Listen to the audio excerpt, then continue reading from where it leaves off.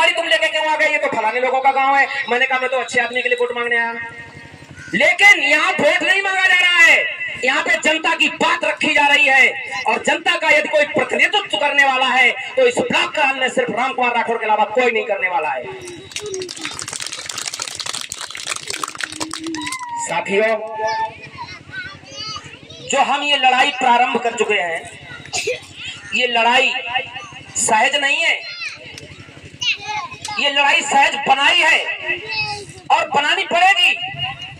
जब हम और आप हमारी सेना का नेतृत्व करने वाला जो सेनापति है उसके साथ हम तन मन और धन से जब चलेंगे तभी ये लड़ाई सफल हो पाएगी। कुछ लोगों को तो अभी भी लग रहा होगा, मैं उन लोगों के ज्यादा निशाने पर रहता हूं और मैं भी रखता हूं उनको। कुछ लोगों को तो ये लगता होगा कि यहाँ पे हमारी नौटंकी चल रही है। जैसा भाई साहब ने भी कहा था इलेक्शन के लिए ये सब करने लगे, इलेक्शन नजदीक आ गया। मैंने भी सुना है, मैंने खुद सुना है, मैंने जवाब भी दिया लोगों को, कल ही जवाब दिया था। मुझे रास्ते में यहाँ से जाते समय 2-3 लोग मिल गए यहाँ इस गांव से आगे, उन्होंने कहा ये तो बेकार बात है यार, वो तो चुनाव के समय आ गया है इसीलिए सब कर रहे हैं। मैंने कहा तुम्हारे खेत में गाय नहीं आती? बोले आती है। तो मैंने कहा फिर तुम्हें तो शामिल होना चाहिए, तुम खेत में लेटते हो कि नहीं? कहा हम नहीं लेटते, हम तो बटाई कराते हैं हमने, इसीलिए तो तुम ये बात कर रहे हो। जो तुम्हारे खेत में जो बटाई कर रहा है वो लेटा है खेत में जाकर के, उसे पूछो। और मैंने कहा तुम बात करते हो मुझसे बात करते हो, तुम अपने बटाईदार को खेत में बार लगाने के लिए पैसे नहीं देते हो और हमारे इस काम को आप चुनाव मानते हो। तुम्हें शर्म आनी चाहिए, तुम्हें शर्म आनी चाहिए। और शायद मैं ऐसे घर में पैदा हुआ हूँ, ऐसे खानदान से संबंध रखता हूँ जहां नाजायज झुकना सीखा नहीं गया है, नाजायज बात सुनना सीखा नहीं गया है।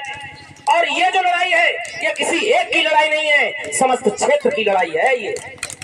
ये लड़ाई जहां तक इस बेल्ट में पूरी गायें हैं वहां तक की बेल्ट की लड़ाई है। ये ऐसा कोई इस पूरी बेल्ट में नहीं है जिसका खेत उजाड़ा ना जाता हो। अभी हमारे फौजी भाई बता रहे थे, छुट्टी पे आए, घर पे आए, और फौजी हमारे जो होते हैं वो मन के थोड़े तेज होते हैं और श्रमिक बहुत होते हैं। मैंने बहुत फौजी भाइयों को देखा है और शायद फौज के लिए जो मेरे हृदय में सम्मान है वो पहले नंबर का है।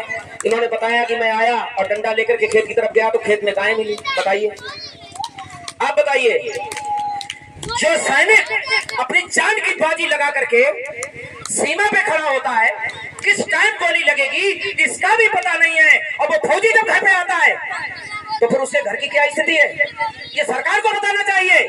जो देश को बचाने के लिए अपनी जान लगाने को बैठा है, तुम उसका खेत नहीं बचा सकते? तुम उसका खेत उजड़ा रहे हो, जो तुम सैलरी देते हो क्या उसी से परिवार चल जाता है? फौज में कोई नौकरी वेतन के लिए नहीं करता है। फौज में यदि कोई वेतन के लिए नौकरी करेगा तो फौज से ज्यादा वेतन अन्य सर्विसों में है। फौज में नौकरी करना देश का जज्बा है, अपने मातृभूमि का सम्मान है, और इसी माटी से बना हुआ शरीर फर्क पड़ता है। बच्चा हाई स्कूल इंटर कर पाता है, मैं देखता हूँ बच्चे रोड पे दौड़ लगाते हैं। किसने हवा भर दी उनको?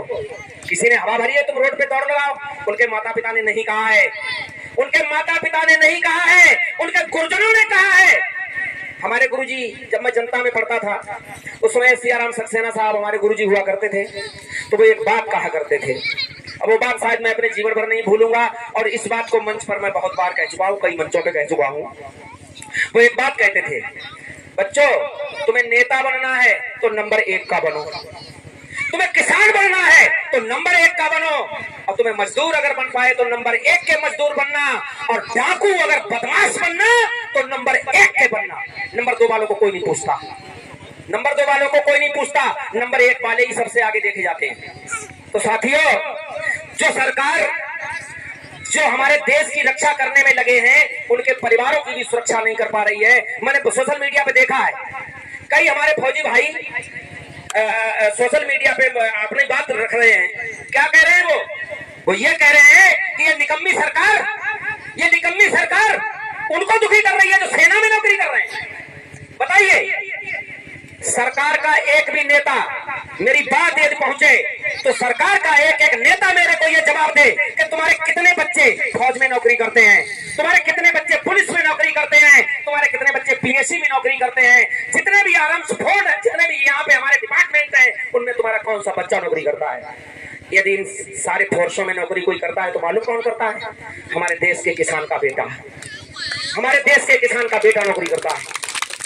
हमारे देश का किसान हमेशा अपनी मिट्टी में मरता और जूझता है। अपनी मिट्टी से ये बताता है कि अगर मरते हैं अपनी मिट्टी के लिए तो दोस्तों खाली हम मरते हैं, तुम नहीं मरते हो। तुम मरते हो कुर्सी के लिए, तुम मरते हो कुर्सी के लिए। मिट्टी के लिए अगर मरता है कोई तो मेरे देश का किसान और किसान के बच्चे मरते हैं, और कोई नहीं मरता है। साथियों, हमारा ये देश इस समय ऐसे लोगों के हाथों में चल रहा है जिन लोगों का कोई भरोसा नहीं है, जिन लोगों का कोई विश्वास नहीं है, जिन्होंने देश का भरोसा और विश्वास तोड़ कर रख दिया। मैं एक शिक्षक होने के नाते ये बात कहता हूं, मैं किसी राजनीति से प्रेरित बात नहीं कहता हूं। हमारा देश अच्छे लोगों के हाथों में होना चाहिए, और अच्छे लोग इस देश में ढूंढने से मिलेंगे।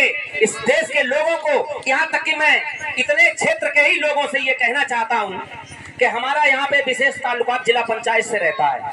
विधायक भी नहीं मिलता, जिला पंचायत या तो मेरे गांव का कोई होता है या फिर कलान से ही होता है। मान लीजिए हमारे राम कुमार जी वर्तमान में हैं 10 साल से लगातार, तो ये कलान से आते हैं। कल को अगर ये नहीं होंगे तो कोई और होगा कलान के क्षेत्र से ही है। हमें तो यही मिलता है ना, हमें तो कोई नहीं मिल पाता। कोई विशेष कोई लड़ाई झगड़ा किसी में हो जाए तो विधायक के पास चल के पहुंच जाता है, सांसद के पास चल के पहुंच जाता है, बस। लेकिन हमें हर समय जो मिलता है वो हमारा यही जिला पंचायत है। मैं इतने क्षेत्र के लोगों को ये बताना चाहता हूं कि हमारे इस क्षेत्र के लोग जिला पंचायत अगर चुनना चाहते हैं तो ऐसा चुने जो सेवा कर सके, ऐसा चुने जो सेवा कर सके। और सेवा करने वाला हमेशा बनाकर रखिए, चाहे जिसको भी रखिए। मैं नाम लेके नहीं कह सकता इस मंच से कि आप राम कुमार को रखिए, मैं नहीं कह सकता, क्योंकि ये चुनाव का मंच नहीं है। सेवक ढूंढिए, सेवक बना के रखिए। सेवक बना रहेगा तो सेवा चलती रहेगी। दुष्टों के हाथ में कमान जाती है तो देश की दुर्दशा हो जाती है, क्षेत्र की दुर्दशा हो जाती है। अभी मैं आपको बता दूं, यहाँ मोहनपुर चौराहे से और पिड़रिया तक बीच में ये रोड बनने के लिए पड़ा है, बनने के लिए पड़ा है। ये रोड क्यों पड़ा है? ये हमारे भाई साहब के क्षेत्र में आता नहीं है। अगर इनके क्षेत्र में आता होता तो वो अब तक बन गया होता। वो बड़ा काम है, वो पीडब्ल्यूडी का काम है। इनका काम 3 किलोमीटर, ज्यादा किसी के हाथ जोड़ लें अधिकारी के तो 4 किलोमीटर करा देंगे, 5 करा देंगे, इससे ज्यादा नहीं हो सकता। और वो भी रोड की एक सीमा है, इनका काम अलग है। साथियों, इन गइयों से निजात पानी है तो इस सेनापति के साथ सिपाही की तरह चलना पड़ेगा। सिपाही की तरह चलोगे तो निश्चित जीत पक्की है। और मैं फिर कहता हूं, ये तब तक मंच नहीं हटेगा जब तक यहाँ पर बैठे हुए पशु नहीं हट जाते। जब तक यहाँ पर बैठे हुए ये गाय और बैल नहीं हट जाते तब तक ये मंच हटने वाला नहीं है। कोई भी आ जाए, सबसे पहले यही कहा जाएगा, भैया सामने बैठी देख लो, इनको यहाँ से भर के ले जाओ, चाहे अपनी गाड़ी में बैठा लो, यहाँ से हटाओ। तुम गौशाला निर्माण करवाओगे, भाड़ में जाओ, इनको ले जाओ यहाँ से। जब तक ये सामने दिखाई पड़ती रहेंगी तब तक ये मंच हटकर जाएगा नहीं। मैं बताता हूँ। और देखिए, कोई अकेला आदमी अगर लड़ जाता है तो उसे लट्ठियां भांज के जेल में कर दिया जाता है। मैं इसके लिए भी तैयार हूँ। कुछ नहीं होता ऐसे मुकदमों में, ऐसे मुकदमों में कुछ नहीं होता। मुझे मुकदमों की बहुत जानकारी मेरे को आईपीसी की। ये छोटे मोटे जो मुकदमे होते हैं इनमें कुछ नहीं होता। मैं कहता हूँ कितनी भी लाठी पड़ जाए ये मंच तब तक नहीं हटेगा जब तक ये कैया नहीं हटेंगे। समझ रहे मेरी बात? ये कैया हट जाए ये मंच हट जाएगा, बस। और यहाँ पे जो धमकाने की कोशिश करेगा उसे डबल धमकी मिलेगी, चाहे वो कोई शासन का आदमी हो चाहे प्रशासन का आदमी हो। जितना धमकाएगा उसे डबल धमकी मिलेगी, चाहे मुकदमा लिखा जाए चाहे लाठी पड़ जाए। यहाँ धमकाने की जरूरत नहीं है। यहाँ अगर कोई आता है तो वो बात सुने, यदि वो निर्णय कर सकता है तो करे, वरना दबे पांव लौट जाए यहाँ से। हम यही कहते हैं हमेशा कि तुम्हें निर्णय अगर कर मिलना है तो कर दीजिए, नहीं तो आप दबे पांव निकल जाओ। जो कर सकता है उसको भेज देना। इन्हीं शब्दों के साथ मैं मंच पर बुलाना चाहूंगा श्री राजेश कुमार यादव जी को। वो मंच पर आए, मैं उनके लिए 2 लाइनें कह दूं। हवाएं चीर लाओ आसमां से, हवाएं चीर लाओ आसमां से, धरती को बिछौना कर दो, धरती को बिछौना कर दो। अपनी आवाज को इतना बुलंद करो कि शासन के बिस्तरे खोल कर दो, शासन के बिस्तरे